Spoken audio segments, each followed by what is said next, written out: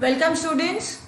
Good morning to all of you. Hope all of you are enjoying the classes.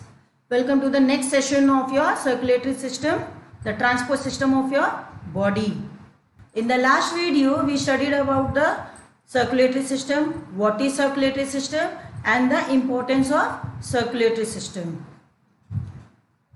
We also studied about the three parts of the circulatory system, that is tissue fluids, lymphatic system and blood vascular system in general, of which we have done tissue fluids and lymphatic system in detail. What is tissue fluid? A fluid present in the intercellular spaces. Correct. All of you are right. Then lymphatic system also we studied. It also consists of fluid called lymph vessels and lymph nodes, where the lymphocytes are produced, and the effect of this system with respect to immunity and exchange of materials. In this video, we are going to study about some part, that is one part of the blood vascular system. Blood vascular system is also known as cardiovascular system because it comprises of blood, heart and blood vessels. As soon as the word heart comes in, your prefix cardio comes in. Cardio is a word related to heart. So whatever terms, whatever aspects you are going to study about heart, you will have the term cardio. We have cardiac arrest. We have cardiovascular system. We have cardiotherapy. So all these are nothing but the term related with heart. It also comprises of blood vessels, the tubes in which the blood flows. So overall, blood vascular system is a combination of blood vessels and heart. Of all these three parts, in this video we will study only about blood in detail. So let's begin with blood. What is blood? Blood is a red alkaline viscous fluid. What is blood? Blood is a red alkaline viscous fluid. Now why red? Red because it contains an important pigment called hemoglobin. Because of hemoglobin, the blood appears red. Now coming to alkaline, why the blood is alkaline? It has a pH of slightly alkaline pH of 7.3 to 7.4. You might have tasted blood. As soon as there is a cut on your finger, the finger moves into your mouth. So all of us know the taste of blood. So how does it taste? It tastes slightly salty because salts are present in blood, in the plasma part of the blood, and slightly soapy. All the alkaline fluids are slightly soapy to taste.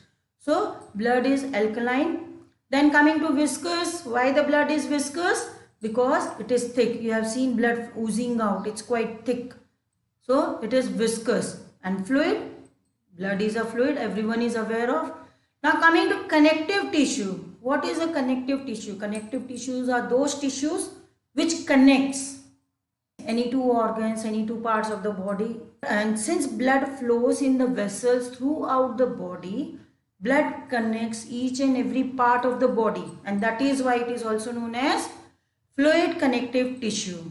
Why is blood called fluid connective tissue? Is because it connects the entire part of the body. Now coming to the importance of blood, what are the functions? The main important function of blood is to supply digested food, that is your nutrients and oxygen, to all body cells. Now the oxygen and the nutrient that are utilized by the cell, broken down to release energy, in that process, in that metabolic process, lot of waste is also generated. What are those waste? Carbon dioxide and nitrogenous waste. So first is it supplies digested food and oxygen to all body cells and also removes those waste from the cells. The waste produced in the cells are also removed by the blood.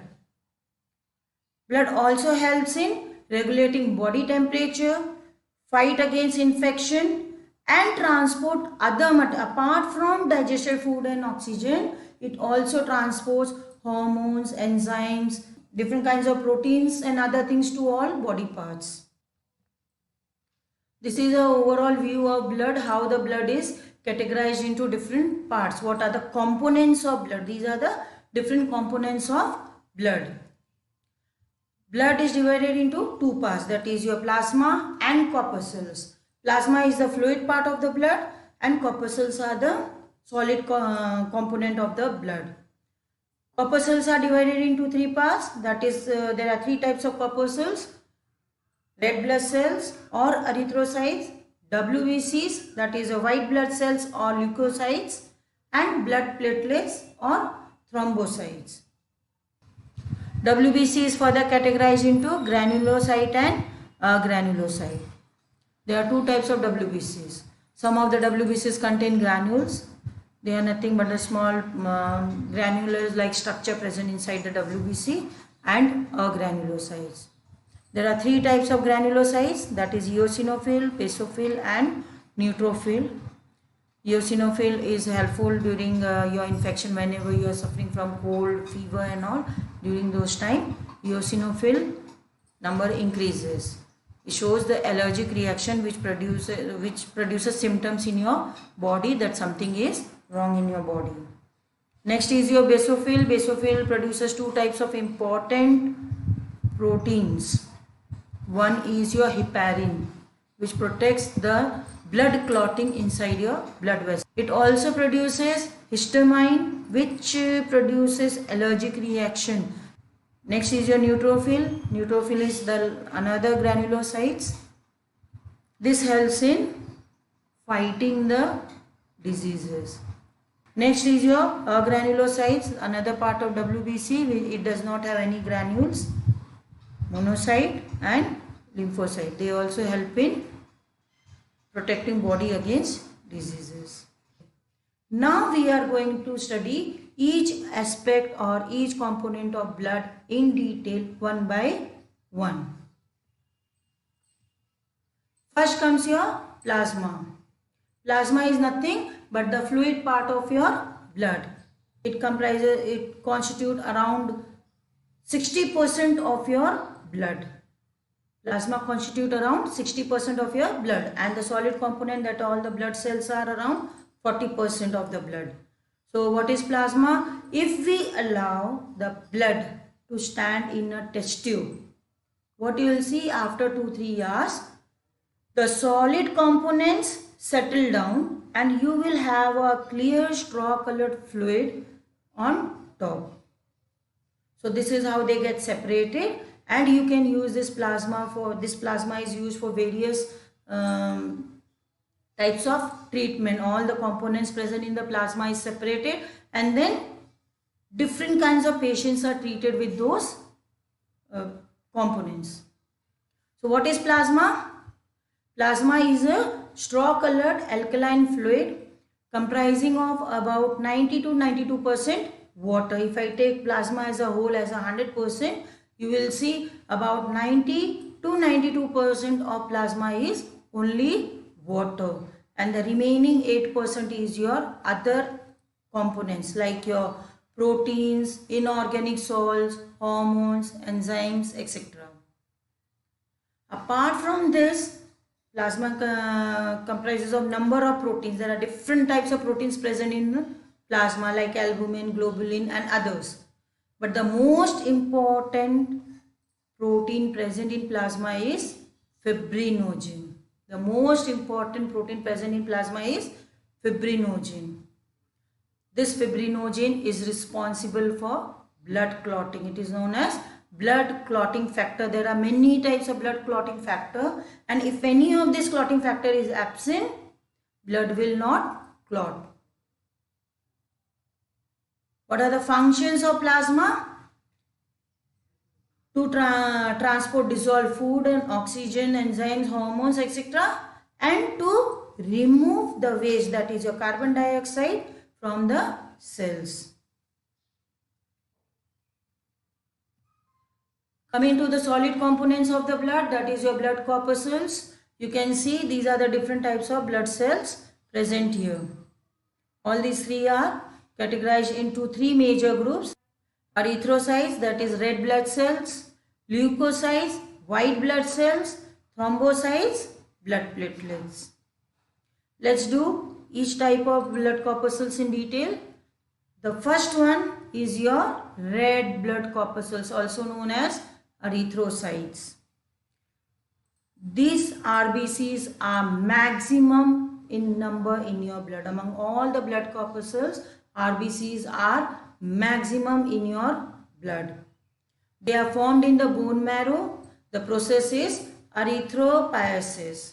They are formed in the red bone marrow by the process of erythropoiesis, and after completing its life, they are destroyed in liver or spleen. The process of destruction of RBCs are known as hemolysis. Now coming to the shape, what is the shape of RBC? RBCs are biconcave in shape. You all have studied about the different types of convex and concave shapes in physics. So what do you mean by biconcave shape? You can see your palm. You can see this depression. So this is your concave shape. So when you say biconcave shape, means they are concave from both the sides. You can see in the figure, the outer periphery is swollen and there is a depression in the middle. This depression is your concave shape. And from the side view, you can see the concavity on both the sides. This is the concavity on the upper side and the concavity on the lower side. So this is your side view and having the biconcave shape. The life of RBC is around 120 days. The volume is 4 million to 5 million cells per cubic mm of blood. If the number falls below this number, then you suffer from a condition called anemia. What is the condition? Anemia. It also carries a pigment called hemoglobin. Hemoglobin is the most important pigment present in RBC. Hemoglobin is made up of heme, that is your iron, and globin, that is your protein. So protein and iron both together combine to form a pigment called hemoglobin. And it is this hemoglobin which gives blood its red color. What is the function of hemoglobin? It combines with oxygen to form oxyhemoglobin and then transports oxygen to every cell which requires it. So your function of RBC is to transport oxygen to all body cells with the help of oxyhemoglobin. Here are some specialized features of RBC. Why RBC is very unique. RBC is very different from all other cells. Why? The main reason is it lacks nucleus, mitochondria and endoplasmic reticulum. These are the three important cell organelles present in every cell. No cell can be alive without nucleus. No cell can be alive without mitochondria because every cell requires to carry out respiration process. And endoplasmic reticulum, it gives a shape. It is a transport system of the cell. It transports the proteins prepared inside the cell to the outside of the cell. So these three are very important cell organelles of every cell. But in RBC, all the three are absent.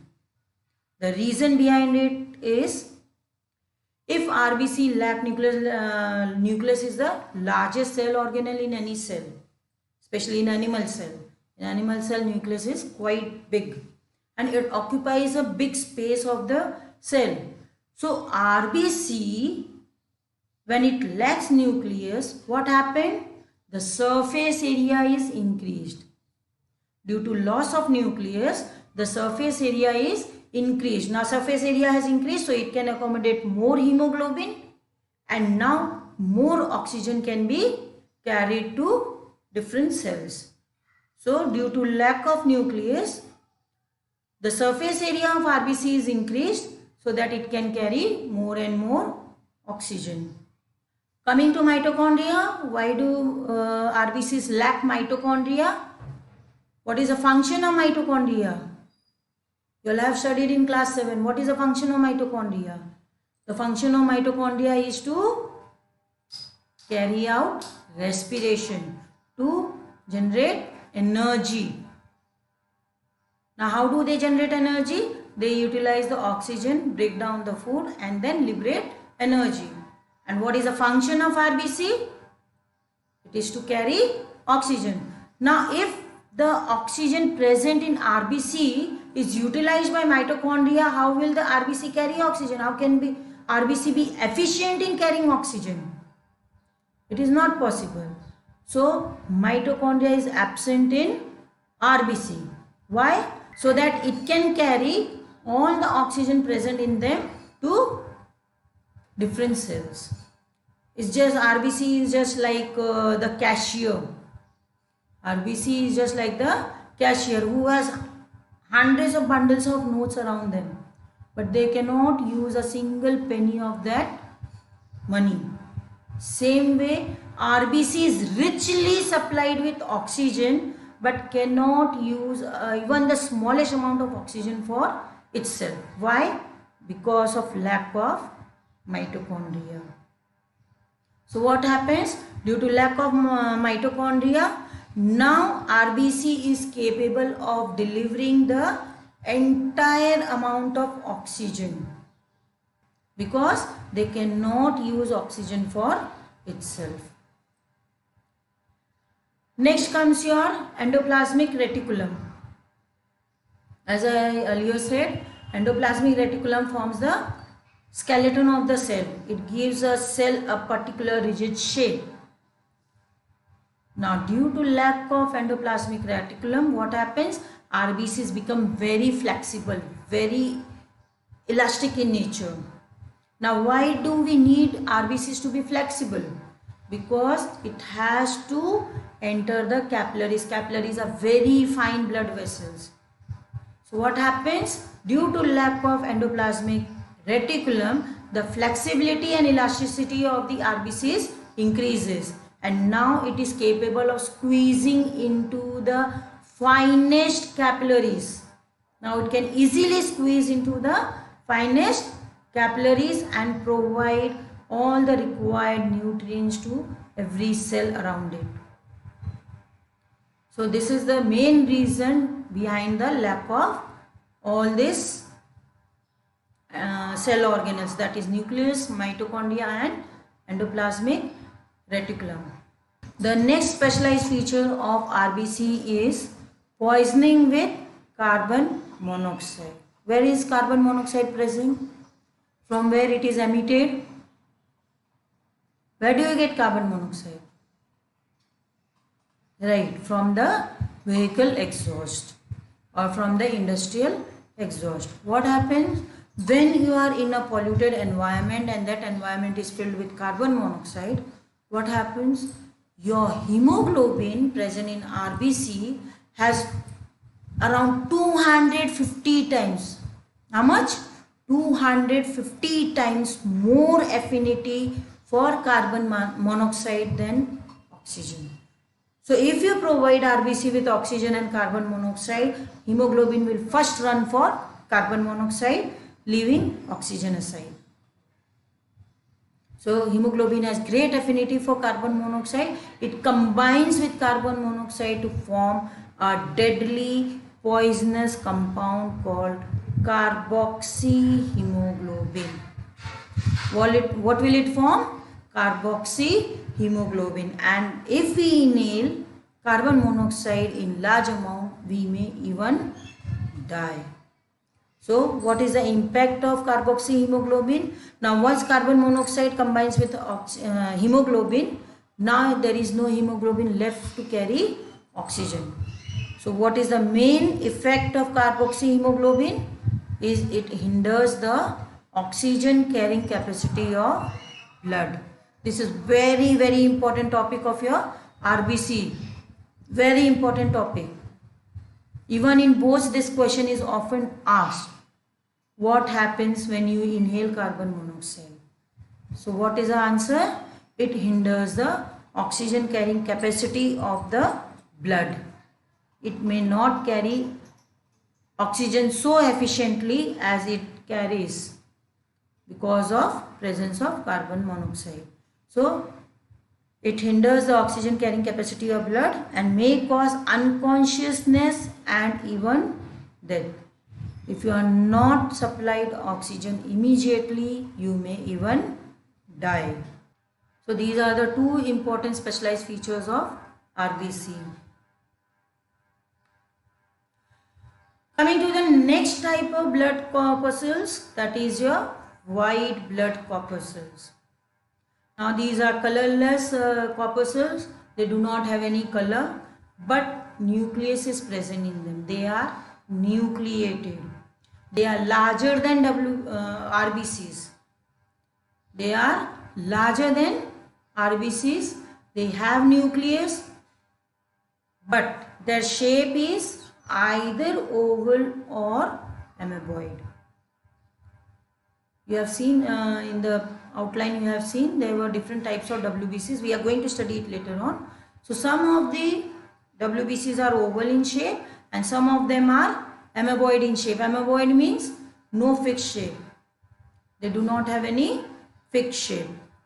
WBCs are also formed in the bone marrow. They are formed in white bone marrow by the process called leukopiosis. And just like RBCs, they are also destroyed in liver or spleen. The shelf life is 12 hours to 12 days. We have different types of WBCs. There are 5 types of WBCs. So depending on the type, all the types have the varying lifespan. Overall, they have the shelf life of 12 hours to 12 days. Volume is 5000 to 7000 per mm of blood. If the number exceeds this, during infection it generally exceeds in normal cases because they have to fight against the diseases, fight against pathogens. So their number generally increases. But normally the volume remains constant between 5000 and 7000. But if continuously this number increases indiscriminately, there is no control over the number of WBCs, then you suffer from a condition called leukemia. Leukemia is nothing but the blood cancer. So in blood cancer, what do you have? You have large number of WBCs. The count of WBCs exceeds much beyond the normal value. Here is your different types of WBCs, that is a leukocytes. We have 2 types of WBCs, that is agranular and granule. Now they are nucleated, as I said, they are nucleated, they have nucleus in them, but they are multi-lobed. You can see different lobes of nucleus. Granular types are basophil, eosinophil and neutrophil. Basophils are bilobed. You can see the kidney shaped bilobed 2-lobed nucleus. Eosinophil also has 3-lobed. You can see the 3 lobes here. And neutrophils have 5 lobes. They are pentalobed, 5 lobes. So we have different lobes. And why these lobes are there? So that it can squeeze itself out of the blood capillaries to fight against infection. We have seen the shape. So granulocytes are amoeboid in shape and agranulocytes are oval in shape. They have large nucleus. So the types of agranulocytes are lymphocytes and monocytes. Lymphocytes have big, large, oval shaped nucleus. The most part of the cell is covered by nucleus, and in monocytes you will have kidney shaped nucleus. They have also single nucleus, but it is somewhat kidney shaped, bean shaped. Coming to the functions of WBCs, the main function of WBC is to defend your body against infection. WBCs are known as soldiers of our body. So the main function is to defend your body against infection. So how do they defend our body? They defend our body through various processes. There are many processes by which your body is protected against infection. First is your phagocytosis. The first process is your phagocytosis. What is phagocytosis? The process of engulfing microbes and worn out cells of the body. All the dead cells in your body is also engulfed by WBCs and keeping your blood clean. But the main function is to engulf microbes, all the foreign invaders, whosoever enters your body, bacteria, fungus, virus, whatsoever enters your body, which is not a part of your body, this WBCs will engulf them, eat them up, and then protect your body. So this picture depicts your phagocytosis process. So as WBC is amoeboid in shape, they do not have any fixed shape. You can see the bacteria that has invaded your body has been trying to engulfed. You can see the pseudopodia covering, forming a enclosure. The pseudopodia forming an enclosure here around the bacteria. Now you can see bacteria is already inside the WBC and now it is digested. Bacteria is digested, bacteria is eaten up. Now this bacteria is no more capable of causing infection.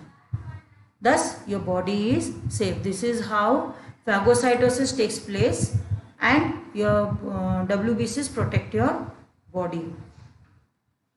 Another manner, this happens in blood. This happens in blood also and outside the blood capillaries also. Next important function is diapedesis. Now how this phagocytosis can take place? As I said, it can take place inside the blood vessel also and outside the blood vessel. So what happens if the bacteria is present outside the blood vessel? This is your blood capillary.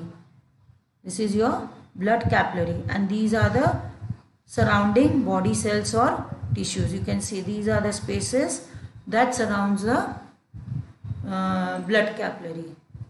If your bacteria is present, your microbes are present in the intercellular spaces of the cell, not inside the blood capillary. If they are present inside the intercellular spaces, then what do WBCs do? They squeeze out of the blood capillary.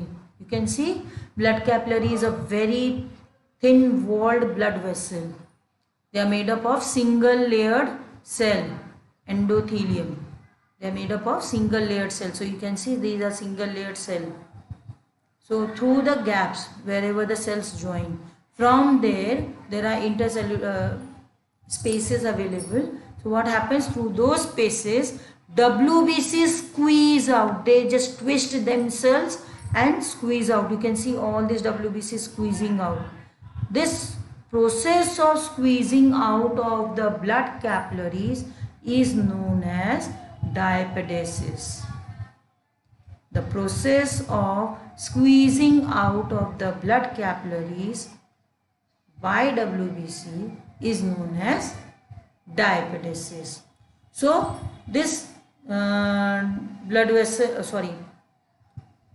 this WBC now squeeze out and whatever microbes are present in the intercellular spaces outside the blood capillary, there also they will either release antibodies to kill them or they will engulf the microbes like by the process of phagocytosis.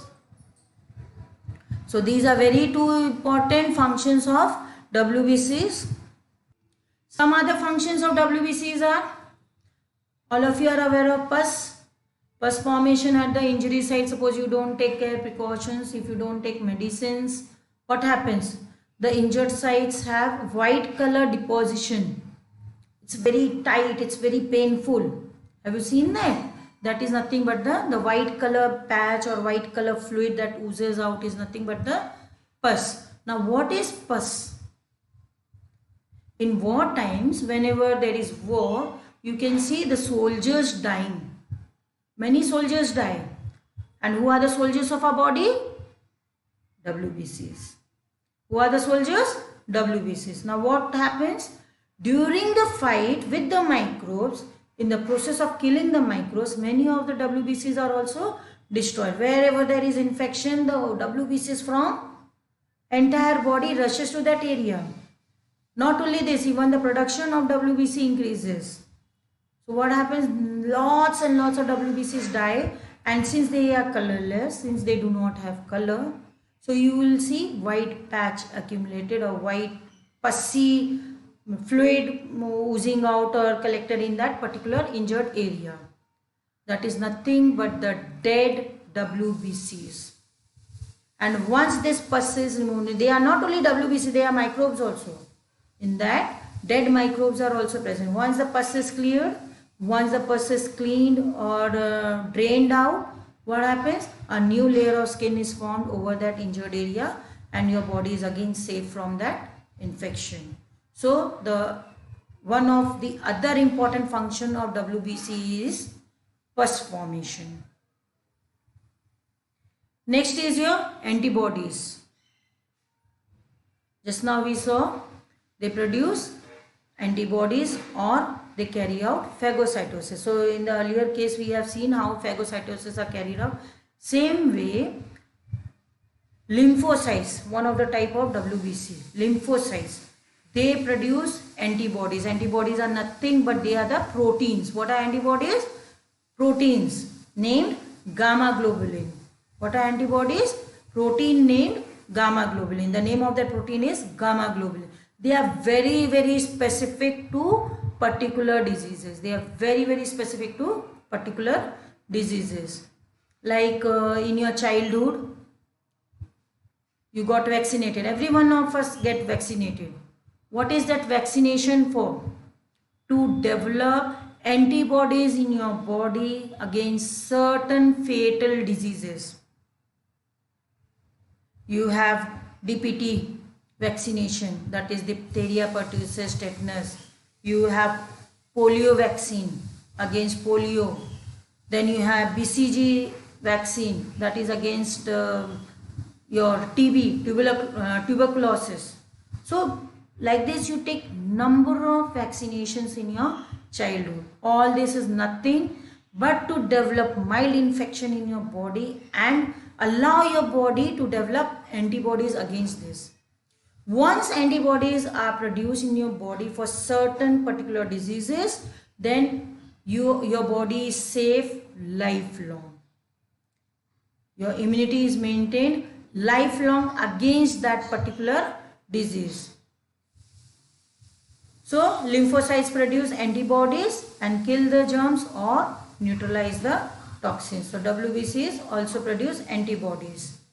Now it provides lifelong immunity against certain diseases, not all the diseases, certain diseases.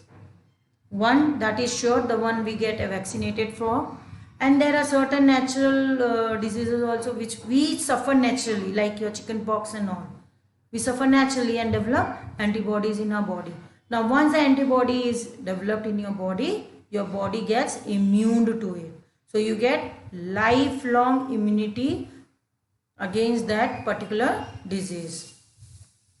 Next comes your inflammatory reaction. What is inflammation?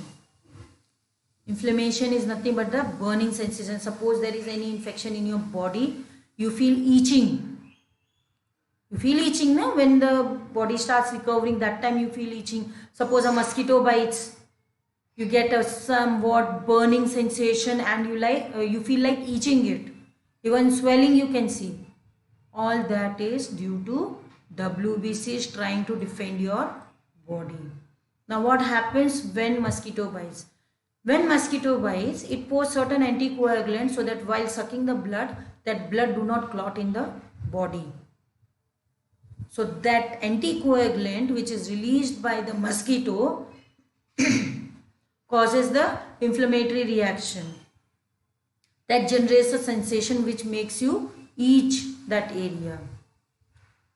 And swelling is also due to that histamine released by the basophil. Basophil, another type of WBCs, they produce two important chemicals.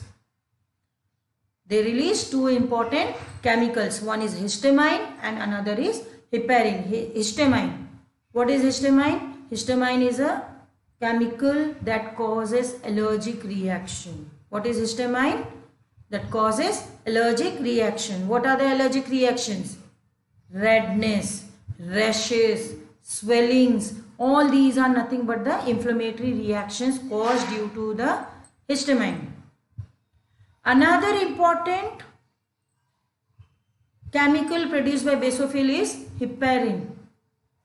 Have you ever wondered why the blood doesn't clot in your body? As soon as there is cut, blood starts oozing out, in your injured part starts bleeding, but after some time clot is formed and the injured part heals away. Have you ever wondered why blood doesn't clot inside a body? It is because of heparin. Heparin is also a protein. What is heparin? A protein. This heparin acts as a anticoagulant. Anticoagulant means those chemicals which does not allow blood to clot. So they are anticoagulants. Heparin acts as anticoagulant and does not allow the blood to clot inside the body, inside the blood vessels. So these are all the important functions of WBCs, that is your phagocytosis, diapetesis, pus formation, formation of antibodies, generating inflammatory reactions, having producing anticoagulants. These are the important functions, how the WBCs defend your body against different microbes. The last part of your blood corpuscles is your blood platelets or thrombocytes. They are also formed in the bone marrow. They are enucleated, just like RBC. Blood platelets also lack nucleus. They are either oval, round, rod shape or disc shaped structure. They are also destroyed in spleen. They have a shelf life of 5 to 7 days and the volume is 2 lakh to 3 lakhs per cubic mm of blood, and function is clotting of blood. Just now we saw about fibrinogen, which is present in, where is it present? In plasma. Fibrinogen is present in plasma, and we have studied there that without fibrinogen clotting will not take place, blood clotting will not take place. But that blood clotting process will not begin, will not be initiated without blood platelets. These blood platelets release a very important enzyme, thrombokinase, and with the help of that enzyme the fibrinogen gets activated and the blood clot is formed. So without blood platelets, clotting of blood again will not take place. That's all for today. This is all about your blood. Keep practicing, study the functions, they are very important. Thank you. Goodbye.